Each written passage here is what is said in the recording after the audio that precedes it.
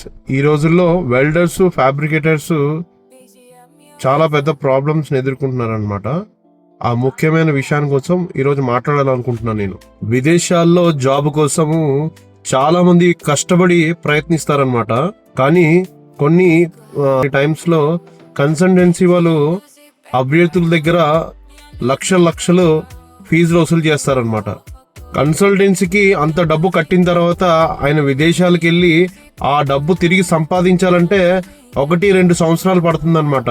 ప్రతి ఫ్యాబ్రికేటర్ కి, ప్రతి వెల్డర్ కి. ఈ దరిద్రానికి ఏంటంటే అక్కడికి వెళ్ళిన తర్వాత వీసా రెన్యువల్, తర్వాత అక్కడున్న ఖర్చులు, అక్కడ ఫుడ్ ఖర్చులు, ఇవన్నీ దరిద్రాలు మళ్ళా పాపం అతనికి బర్డెన్ అయిపోతుంది అనమాట. చాలా కష్టాలు పడాలి. ఇందులో మెయిన్ గా కన్సర్న్ ఏంటంటే పెద్ద పెద్ద కంపెనీస్ కి ఫ్యాబ్రికేటర్స్, వెల్డర్స్ అవసరమైతే ఆ కంపెనీ వాళ్ళే వీసాకి చార్జెస్ వాళ్ళే బేర్ చేసుకోవాలి. కన్సల్టెన్సీ వాళ్ళు ఏం చేస్తున్నారు, క్యాండిడేట్ దగ్గర వసూలు చేస్తున్నారు. ఇది ఎంతవరకు కరెక్ట్ చెప్పండి?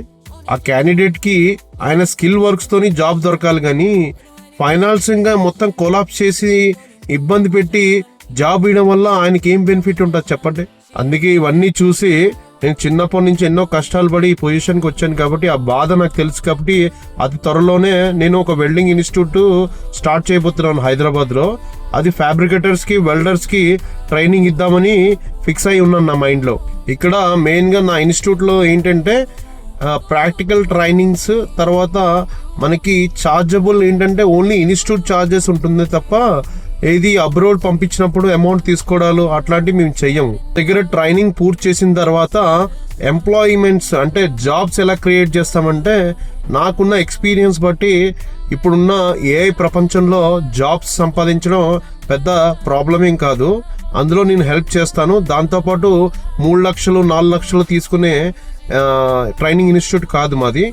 నేను ఎలాగైతే కష్టపడి ఎదిగానో వాళ్ళు కూడా నా దగ్గర ఉన్న స్టూడెంట్ ఎంతో హ్యాపీగా పైకి వెళ్ళాలని నేను సపోర్ట్ చేస్తాను. అంతేగాని ఇందులో డబ్బులు ఆశించడానికి ఏది లేదనమాట. మెయిన్ కాన్సెప్ట్ నాది స్టార్ట్ చేయడం అదే.